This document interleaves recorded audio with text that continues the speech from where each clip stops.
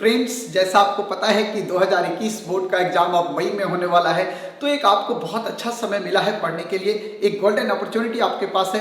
आप बहुत कम टाइम में बहुत अच्छा पढ़ सकते हो और अब 4 महीने का वक्त जो है वो आपको दिला सकता है 99% क्या 100 में 100 स्कोर करा सकता है। अब आपको मैं आज के वीडियो के अंदर यही बताने वाला हूं कि बेसिकली अगला 4 मंथ का क्या स्ट्रैटेजी होगा जिसमें आप केमिस्ट्री को बहुत अच्छा कर सकते हो और जो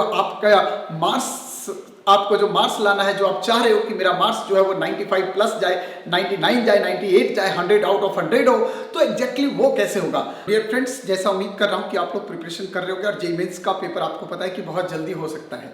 आपको सारी चीजें पता है कि डिक्लेयर हो चुका है डेट, कब कब जेईई मेंस का पेपर होना है, लेकिन स्टिल अभी तक आप लोगों ने तैयारी अपनी शुरू नहीं करी है, कोई क्रैश कोर्स वगैरह ज्वाइन नहीं किया, आप लोग परेशान हो रहे हैं, तो अब आपको परेशान होने की आवश्यकता नहीं है, क्योंकि अब आपके लिए जो है वो अनअकैडमी लेके आ रहा है सुपर जेईई मेंस बैच, जो कि 5 जनवरी से स्टार्ट हो रहा है। आप चाहिए उसको तुरंत ज्वाइन कीजिए, आपको बहुत फायदा मिलेगा, क्योंकि इसमें आपको आईआईटीएन से पढ़ने का मौका मिलेगा और लास्ट 3 और 4 मंथ की क्या बेस्ट स्ट्रैटेजी होगी, जिस स्ट्रैटेजी के थ्रू आपको पढ़ के जेईई मेंस में बहुत अच्छा परसेंटाइल करने का मौका मिलेगा, वो भी आपको वहां पे सिखाया जाएगा। जब आपको आईआईटीएन पढ़ाएंगे तो वो आपको एग्जैक्टली बेस्ट कंक्लूजन देंगे कि एग्जैक्टली आईआईटी और एनआईटी जैसे कॉलेज में एडमिशन के लिए आपको किस तरह के क्वेश्चंस करने की जरूरत है। तो 5 जनवरी से ये स्टार्ट होने जा रहा है अनअकैडमी पे, आप लोग जरूर जाके एकदम ज्वाइन कीजिए फटाफट। और सबसे अच्छी बात क्या है कि आपको करना क्या है, आपको जब ज्वाइन करते टाइम जो है आपको चंद्रहास सर, मतलब चंद्रहास मेरा जो वहाँ का कोड है वो यूज करना है। जैसे आप चंद्रहास कोड यूज करोगे आपको फीस में भी यार 10% का फ्री डिस्काउंट मिल जाएगा। ये सबसे अच्छी बात ये है। हाँ, तो मेरे नाम से आप 10% का डिस्काउंट भी पा सकते हो और अपना फायदा उठा सकते हो। तो बेस्ट आपको मैं अपनी तरफ से बता दे रहा हूँ कि 10% डिस्काउंट मिलेगा आपको पूरा, और 10% डिस्काउंट के लिए आपको करना क्या है, आपको क्या करना है, अनअकैडमी का लर्निंग ऐप डाउनलोड करना है। ऐप डाउनलोड करने के बाद उसमें जैसे आप क्लिक करेंगे वहां कोड मांगेगा, आप मेरा कोड यूज करना CHANDRAHAS और मिलेगा आपको सीधा डायरेक्ट आपके अकाउंट में 10% का डिस्काउंट। मैं थ्योरी की बात कर रहा हूं क्योंकि आपको 30 में 30 मार्क्स स्कूल में जनरली मिल जाते हैं अगर आप थोड़े अच्छे स्टूडेंट हो। तो आपको सबसे पहले मैं इस वीडियो में बताना चाहूंगा कि अभी के टाइम में एक्चुअली 2 तरह के स्टूडेंट्स थे जो अभी कोविड-19 के सिचुएशन झेलने के बाद दिमाग में लेके चल रहे थे। वो 2 चीजों को लेके चल रहे थे। एक चीज था कि भैया मैं काश पास हो जाता, एक ऐसा स्टूडेंट्स है जो काश पास हो जाता। अब उनको पहले बता दूं कि आपके लिए रामबाण क्या है।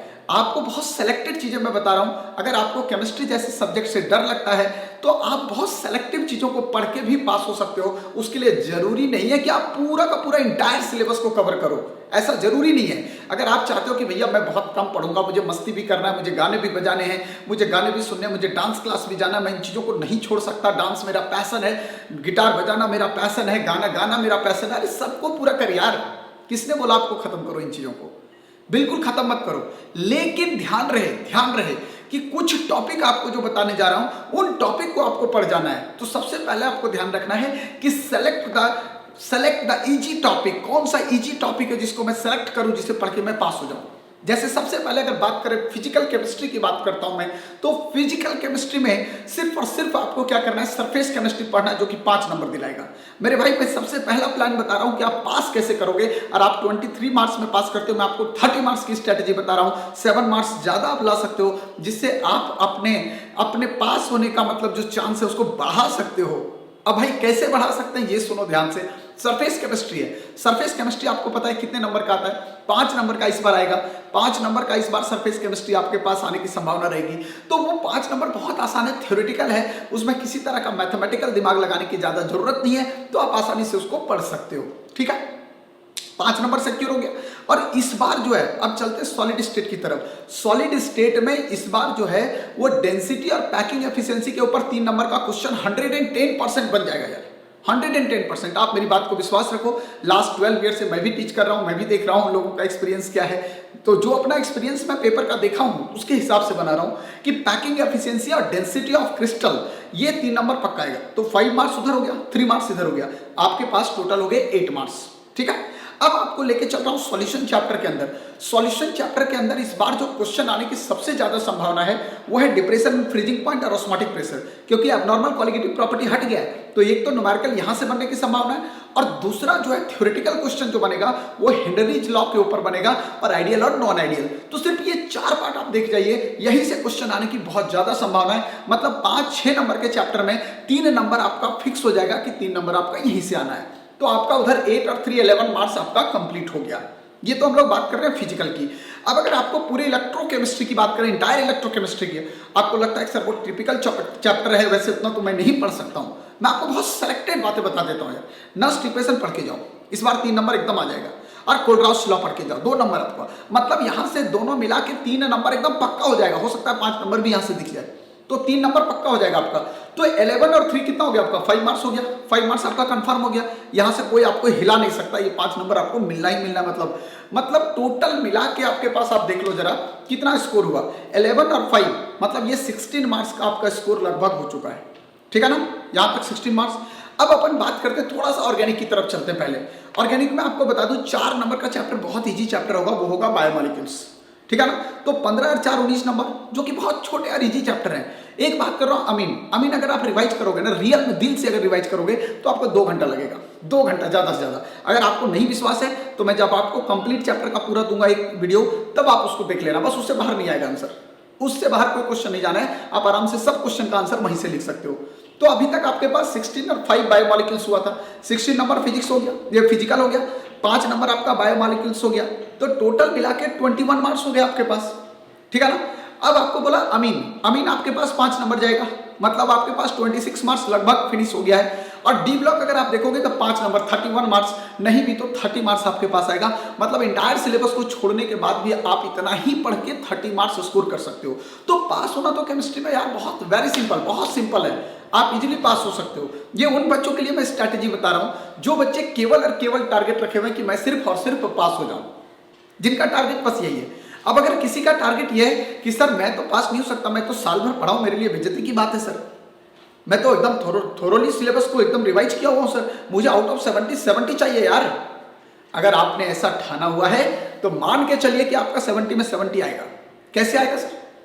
उसके लिए आपको क्या देखना है, एक तो एनसीईआरटी है, जैसे आपको पता है कि एनसीईआरटी गीता कुरान सब कुछ है, ये एनसीईआरटी को आपको लाइन बाय लाइन पढ़ जाना है, आपको लाइन बाय लाइन आपको एकदम एनसीईआरटी को पकड़ना है। मतलब हर एक एग्जांपल भी पकड़ना है, एक सॉल्व एग्जांपल हो, चाहे तो आपको टेक्स्ट के क्वेश्चन हो या एक्सरसाइज के क्वेश्चन हो, आपको सारे एनसीईआरटी को कवर करना है, इंटायर एनसीईआरटी को कवर करना है, सबसे पहला बात। दूसरी बात, प्रीवियस ईयर का क्वेश्चन जो है, प्रीवियस ईयर का क्वेश्चन जो है वो दोनों कैटेगरी के स्टूडेंट्स को एक एक क्वेश्चन करना चाहिए। जो लगता है कि पास होना है उनको जो जो टॉपिक पता है उस टॉपिक के प्रीवियस ईयर के क्वेश्चन लगा जाए, और जिनको लगता है आउट ऑफ 70 करना है तो आप प्रीवियस ईयर के एंटायर क्वेश्चंस को कर जाइए, जिसमें लास्ट 10 ईयर का क्वेश्चन आपको एकदम मैंडेटरी है कि करना ही करना है, एकदम समझ रहे हो मेरी बात? क्योंकि अगर लास्ट 10 ईयर का क्वेश्चन आप करते हो तो आपका कॉन्फिडेंस बहुत हाई होगा। अब उसके बाद क्या करना है, देखो आपका मार्क्स प्लानिंग है 70 आउट ऑफ 70, तो जैसा आपको पता है कि इंसर्शन रीजन का क्वेश्चन आएगा, तो अगर एनसीईआरटी का एग्जाम्पलर होगा आपके पास तो एग्जाम्पलर में देखिएगा बहुत सारे इंसर्शन रीजन है हर चैप्टर के पास, तो आप उससे इंसर्शन रीजन के क्वेश्चन सॉल्व कर जाओ। उससे आपका एडवांटेज क्या मिलेगा? उससे आपका एडवांटेज ये मिलेगा कि 8 मार्क्स का इंसर्शन रीजन है, क्योंकि आपका टारगेट क्या है 100 आउट ऑफ 100, तो आप ना तो इंसर्शन रीजन छोड़ सकते हो, ना तो आप ऑब्जेक्टिव छोड़ सकते हो, और ना तो आप पैसेज के क्वेश्चन छोड़ सकते हो, समझ रहे हो ना? तो पैसेज के क्वेश्चंस कवर करने के लिए आपको पास क्या करना है, जो सैंपल पेपर वगैरह है उसमें सब में पैसेज दिए हुए हैं, आप ऐसे क्वेश्चन को प्रैक्टिस कर लो। और पैसेज के क्वेश्चन जनरली अगर मैं बात करूं तो आपको फिजिकल या ऑर्गेनिक बनाएगा, मैं आपको बता दे रहा हूं, क्लियर बात बता रहा हूं।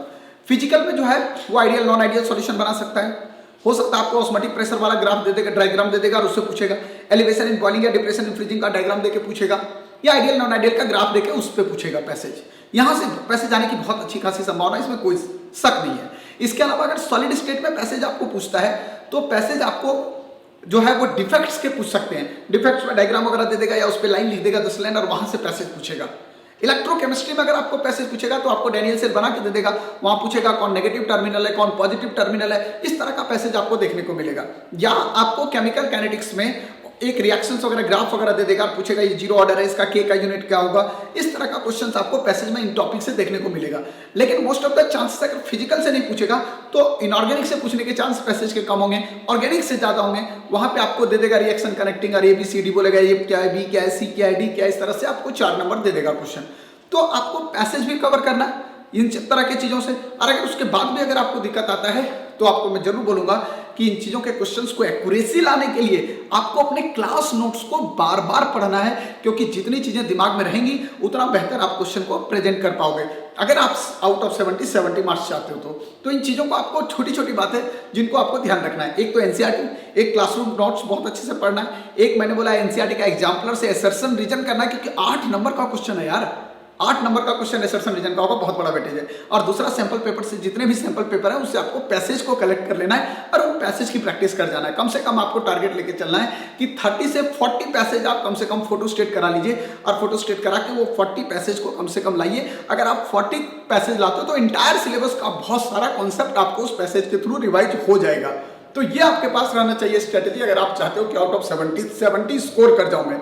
तो मेरे फ्रेंड्स, मैं उम्मीद कर रहा हूं कि शायद मेरा ये सजेशन आपको बहुत यूजफुल होगा आपके लिए, और इस सजेशन के थ्रू अगर आप फॉलो करते हो इसको तो 100% मैं आपको विश्वास दिला सकता हूं कि आप स्कोर कर सकते हो इतना, इससे नीचे स्कोर होने की संभावना नहीं है। तो आप मेरे को फॉलो कीजिए और आराम से पढ़ते रहिए, बहुत अच्छा स्कोर करेंगे। मेरी तरफ बेस्ट विशेष।